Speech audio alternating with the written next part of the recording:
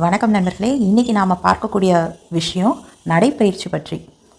நடைப்பயிற்சி பற்றி நாம் அறியாத தெரியாத பல விஷயங்களை இந்த வீடியோவில் நம்ம தெரிஞ்சுக்க போகிறோம். பல பேருக்கு வாக்கிங் பற்றி நிறைய டவுட்ஸ் இருக்கும், நிறைய கொஸ்டின்ஸ் இருக்கும். அதோட ஆன்சர்ஸை இந்த வீடியோவில் நம்ம பார்ப்போம் வாங்க. நடைப்பயிற்சி என்னும் வாக்கிங் உடல் ஆரோக்கியத்திற்கு அத்தியாவசியமானது என்பதை அனைவரும் அறிவோம். ஆனால் எந்த நேரத்தில் எவ்வளவு நேரம் எப்படி நடந்தால் நடைப்பயிற்சியின் முழு பலனும் கிடைக்கும் என்ற விழிப்புணர்வு நம்மில் பலருக்கு தெரியாது. அது என்னென்னா, உங்களுக்கு ஏற்படக்கூடிய கேள்விகளில் ஃபஸ்ட்டு நம்ம கேட்கக்கூடிய கேள்வி எங்கே நடக்கலாம் அப்படிங்கிறது தான் இல்லையா? முந்திலாம் பீச்சில் நடக்கிறது மட்டும்தான் வாக்கிங் அப்படின்னு சொல்லிட்டு இருந்தாங்க. இப்போ அது மட்டும் வாக்கிங் கிடையாது. வீட்டுக்கு பக்கத்தில் இருக்கக்கூடிய பார்க்கில் நடந்தால் கூட அது வாக்கிங் தான். வீட்டை சுற்றி நடக்கலாம், மொட்டை மாடியில் கூட நடக்கலாம். எல்லாமே வாக்கிங் தாங்க. அடுத்து கேட்கக்கூடிய கொஸ்டின் என்னென்னா, எவ்வளவு நேரம் எத்தனை நாள் நடக்கணும்?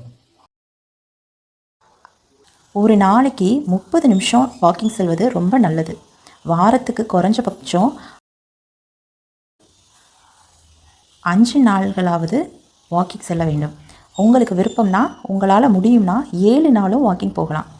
அரை மணி நேரம் வாக்கிங் செல்வது என்பது ஆரோக்கியத்துக்கு நல்லது. அதே நேரம் இன்றைக்கி தான் நம்ம வாக்கிங் செல்ல ஆரம்பிக்கிறோம் அப்படின்னா, முதல் நாள்லேருந்தே இந்த அரை மணி நேரத்தை நம்ம ஆரம்பிக்கக்கூடாது. முதல் நாளில் ஒரு 10 நிமிஷம், அடுத்த நாள் 15 நிமிஷம், அப்படி மெதுவாக நம்மளோட உடலுக்கு நடைப்பயிற்சியை நம்ம அறிமுகப்படுத்தணும். கொஞ்சம் கொஞ்சமாக நேரத்தை கூட்டிக்கிட்டே போய் 30 நிமிஷம் வரை நம்ம நடக்கலாம். அப்புறம் அந்த 30 நிமிஷத்தையே நம்ம ரெகுலர் ப்ராக்டிஸாக கொண்டு வந்துட்டு டெய்லி நடக்கலாம். 30 நிமிஷம் கண்டினியூஸாக நம்மளால் நடக்க முடியல அப்படின்னா, காலையில் 15 நிமிஷம், சாயந்தரம் 15 நிமிஷம், அப்படி பிரித்து நம்ம வாக்கிங் பண்ணலாம். ஏன் அதிகாலையில் வாக்கிங் செல்வது நல்லது? அதிகாலை 5 மணியிலிருந்து 6:30 மணிக்குள் வாக்கிங் சென்றால் காற்று சுத்தமாக இருக்கும், அல்லது காற்றில் மாசுபாடு குறைவாக இருக்கும். ஏற்கனவே ஆஸ்துமா போன்ற பிரச்சனையில் இருக்கிறவங்க காற்று மாசு அதிகமாக இருக்கிற மாலை நேரத்தில் போய் வாக்கிங் போனோம்னா அது அவங்களோட பிரச்சனையை இன்னும் அதிகப்படுத்தும். ஒருவேளை நீங்கள் வசிக்கிற பகுதியில் காற்று சுத்தமாக தான் இருக்குது, மாசு அவ்வளவா இல்லை அப்படின்னா, சாயந்தரமோ இல்லை இரவிலேயோ வாக்கிங் போகலாம். வாக்கிங்கும் வலியும் பற்றி சிறிது சொல்லவும். புதிதாக வாக்கிங் செல்ல ஆரம்பித்தவர்களுக்கு பயன்படுத்தாத தசைகளை திடீரென்று பயன்படுத்துவதால் கட்டாயம் காலில் வலி ஏற்படும். அது நடப்பதால் உண்டான வலி என்றால் தூங்கி எழுந்தாலே சரியாகிவிடும். அவர்கள் அடுத்த நாளும் வாக்கிங் செல்லலாம். ஓய்வு எடுக்க வேண்டிய அவசியமில்லை. வாக்கிங் செல்பவர்கள் தங்கள் உடம்பு கொடுக்கிற ஃபீட்பேக்கை கவனிச்சுட்டே இருக்கணும்.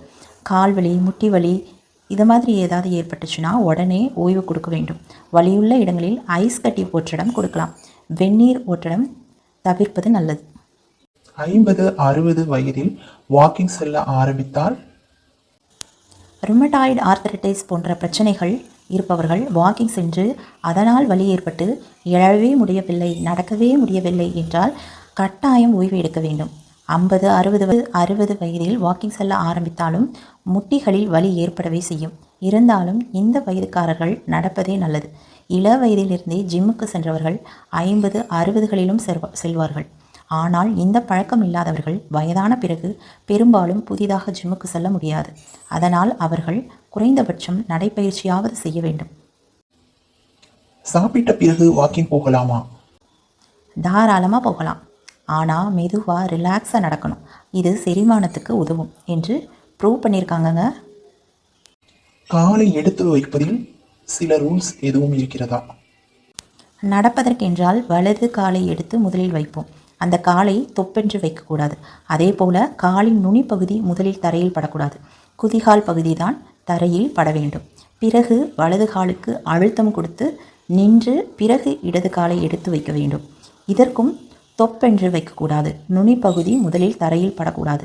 குதிகால் தான் முதலில் பட வேண்டும் என்கிற அதே விதியை பின்பற்ற வேண்டும். இப்படி நடக்கும்போது இரண்டாவது இதயம் என அழைக்கப்படுகிற கெண்டைக்கால் தசைகள், அதாவது நம்மளோட காஃப் மசில்ஸ், இரத்தத்தை இதயத்திற்கு சரியாக பம்ப் செய்து இயங்குகிறது. இதனால் இதயமும் நுரையீரலும் நன்றாக இயங்கும். நடைப்பயிற்சியில் குறுநடையின் முக்கியத்துவம் என்ன? நடைப்பயிற்சியை பொறுத்தவரை இது மிகவும் முக்கியமானது கிடையாது. கூழாங்கல்லில் வாக்கிங் பற்றி சிறிது சொல்லவும். நம் உள்ளங்காலிலும் உள்ளங்கையிலும் பல அக்குபஞ்சர் புள்ளிகள் உள்ளன. அவை பல உறுப்புகளுடன் தொடர்புடையதாக அக்குபஞ்சர் மருத்துவர்கள் குறிப்பிடுகிறார்கள். அதனால் கூழாங்கற்கள் மீது நடந்தால் உடலில் இரத்த ஓட்டம் சீராகும். எயிட் வாக்கிங் என்று சொல்கிறார்களே, அதன் முக்கியத்துவம், அதை எப்படி நடக்க வேண்டும் என்று சொல்லுங்கள். இதை முடிவிலா நடை என்று சொல்லுவார்கள். 8 வடிவ வாக்கிங்கிலும் அரை மணி நேரம் நடக்க வேண்டும். இதில் முதல் 15 நிமிடங்கள் கிளாக் வைஸில் நடக்க வேண்டும். அடுத்த 15 நிமிடங்கள் ஆன்டி கிளாக் வைஸில் நடக்க வேண்டும். 8 வடிவத்தில் வாக்கிங் செல்லும்போது ஃபோக்கஸாக நடக்க வேண்டி வரும். பக்கத்தில் இருப்பவருடன் பேசிக்கொண்டு நடந்தால் 8 வடிவத்தை விட்டு வெளியே வந்து விடுவோம் என்பதால் மிக கவனமாக நடப்போம். இதனால் உடம்பின் பேலன்ஸ் மேம்படும். பேலன்ஸ் மேம்பட்டால் தடுமாற்றம் இருந்தாலும் கட்டுக்குள் வரும். தவிர 8 வடிவ வாக்கிங்கில் வளைவில் நீங்கள் அடிக்கடி திரும்ப வேண்டி வருவதால் இடுப்பு பகுதியில் உள்ள தசைகள் வலுவடையும். இதனால் உடற்பகுதி, பின்புறம், முன்புறம் மற்றும் பக்கவாட்டில் அமைந்துள்ள முக்கியமான தசைகள் வலுவாகி வயதான காலத்தில் கீழே விழுவது தவிர்க்கப்படும். 10,000 ஸ்டெப்ஸ் என்று சொல்கிறார்களே, அது பற்றி? வீட்டுக்குள்ளேயே இருப்பவர்கள் கூட ஹாலுக்கும் பெட்ரூமுக்கும் கிச்சனுக்கும் 5,000 ஸ்டெப்ஸ் கூட நடந்துவிட முடியும். இது ஒரு நாள் கூடும், ஒரு நாள் குறையும். அதனால் இதை ஒரு நடைப்பயிற்சியாக எடுத்துக்கொள்ள முடியாது. இதற்கென தனியாகத்தான் வாக்கிங் செல்ல வேண்டும். 10,000 அடிகள் நடந்தே தீர வேண்டும் என்று நான் சொல்ல மாட்டேன். இப்படி ஓவராக வாக்கிங் செல்லும்போது பாதவலி, பாத எலும்புகளில் கண்ணுக்கு புலப்படாத மெல்லிய விரிசல் கூட ஏற்படலாம். தவிர வாக்கிங் செல்லுகையில் உங்கள் உடம்பின் கீழ்ப்பகுதி மட்டும் பயிற்சி கிடைக்கும். அதனால் 5,000 அடிகள் நடந்துவிட்டு உடலில் மேல் பகுதிக்கான சில பயிற்சிகளை செய்யலாம். இதனால் மொத்த உடம்பும் வலுவாகும், உடல் வடிவமும் அழகாகும். பின்னோக்கி நடத்தல் பற்றி? நடைப்பயிற்சியில் இது பெஸ்ட். பின்னோக்கி நடக்கும்போது மனமும் உடலும் ஒருங்கிணைந்து செயல்படும். மூளை எப்படி நடக்க வேண்டும் என்று சொல்ல உடல் அதை கேட்டு அப்படியே செய்யும்.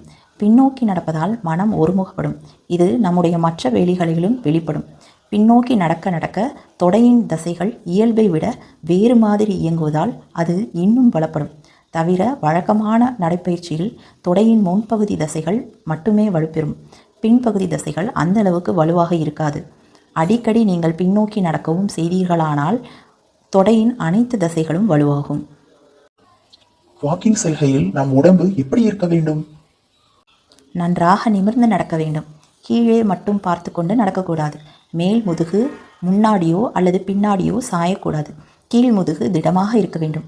இன்னொரு முக்கியமான விஷயம், வாக்கிங் அற்புதமான எக்ஸசைஸ் என்றாலும் தொடர்ந்து நடப்பது என முடிவெடுத்து விட்டீர்கள் என்றால் நல்ல தரமான நடைப்பயிற்சிக்கான ஷூவை அணிந்து நடப்பது மிக மிக அவசியம். கூடவே ஒரு வாட்டர் பாட்டிலும் அதில் தண்ணீர் நிரப்பிக்கொண்டு தேவைப்பட்டால் முகம் துடைக்க சிறு டவலும் எடுத்து செல்லுங்கள். மற்றபடி தனியாக நடப்பது, மற்றவர்களுடன் பேசாமல் நடப்பது நடைப்பயிற்சியை ஒரு மனதாக இருக்க செய்யும். இந்த வழிமுறைகளை ஃபாலோ செய்து வாக்கிங் சென்றால் என்றென்றும் ஆரோக்கியமாக இருப்பீர்கள் என்று சொல்கிறார்கள். நடப்போம், நலமாக இருப்போம். நன்றி. மீண்டும் அடுத்த வீடியோவில் உங்களை சந்திக்கும் வரை விடைபெற்றுக் கொள்கிறேன். நன்றி, வணக்கம்.